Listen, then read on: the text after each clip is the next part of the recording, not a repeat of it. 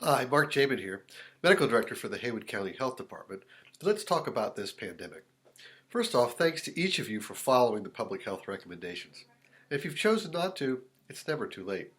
The main thing right now is to isolate if and as soon as you get sick, because it gives us the best opportunity to trace, test, and contain. And it's the best way for you to help protect health and the economy. So today in part two, what business owners can do for a competitive advantage. It's about shoppers feeling comfortable coming into your store. And by the way, what shoppers ought to be on the lookout for. And if you will, stay till the end because I'll have a recommendation both businesses and shoppers can use together. So reopening is one thing. Staying open will be another. And let's acknowledge we are all on an experiment. Each one of us responsible for reopening and staying open. Each with an ownership stake, not just for your business, but for every business to stay open. It will only take one place not doing its part, one case, one cluster, to result in an outbreak, and your business will pay the price. Not possible?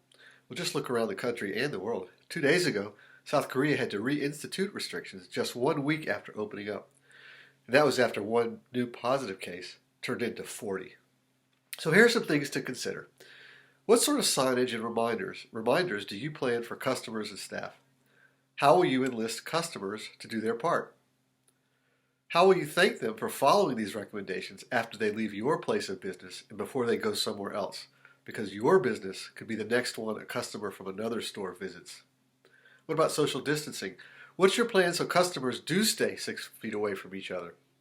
And if that's not possible, how will you limit the time of that closer contact? High exposure is considered contact within 6 feet for 15 minutes.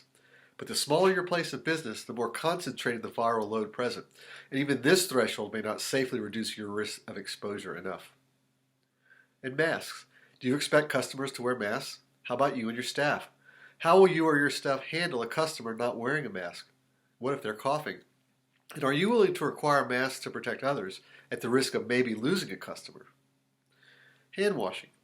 How will you make it easy for staff and customers to wash hands? And do you have enough supplies to maintain that? Disinfecting surfaces. What surfaces need to be disinfected and how often? Can you limit the sharing of supplies or equipment? And what about equipment that is shared and not readily or easily disinfected? What about your ventilation system?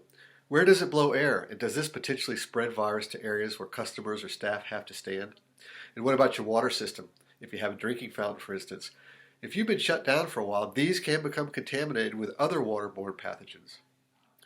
What's your plan for workers who get sick, especially if it happens while at work? Do you have a place to isolate them until they can go home, and the ability to clean and disinfect after 24 hours? And how will your business sustain if staff have to stay home? So you can get specific guidance and more in this document from the CDC. And I would suggest this. Make yourself a checklist. Here is a way for store owners and customers to work together. Post it at your entrance so customers can see all you're doing to make them safe. Update it frequently. And customers, look for this as the sign of a business you can trust. Business community, let's work together to see what can be done.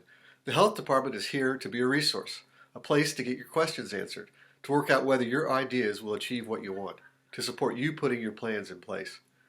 The key to your business right now is customers feeling safe. And the key to keeping our community safe is more of us following the public health measures, especially isolating if and as soon as you get sick. Residents and visitors alike. So next time in part 3, considerations for the lodging and hospitality industry. Be well, stay emotionally connected, and physically distant.